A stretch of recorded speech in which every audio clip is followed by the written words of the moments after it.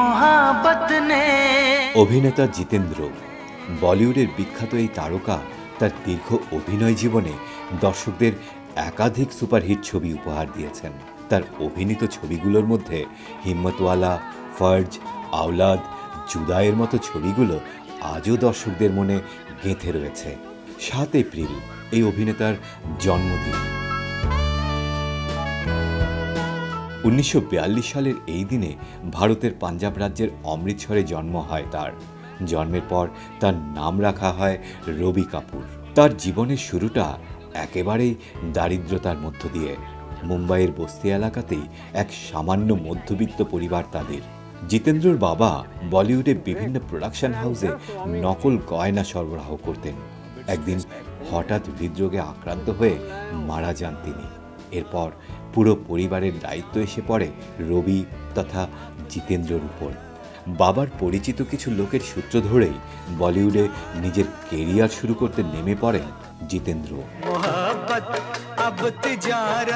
জানা যায় পরিচালক ভি শান্তারামের কাছে একবার শুটিংয়ের প্রয়োজনীয় জিনিস যোগান দিতে গিয়েছিলেন জিতেন্দ্র। তখনই তাকে অভিনয়ের সুযোগ দেন শান্তারাম। 1959 সালে নবরং ছবিতে প্রথম অভিনয় করেন তিনি। এরপর জিতেন্দ্রর কেরিয়ারে প্রথম বড় ব্রেক 1964 সালে গীত গায়া পাথরনে ছবিতে। 4 বছর পর ফর্জ সিনেমাটি তার চলার পথে আরও একটি উল্লেখযোগ্য মাইল ফলক।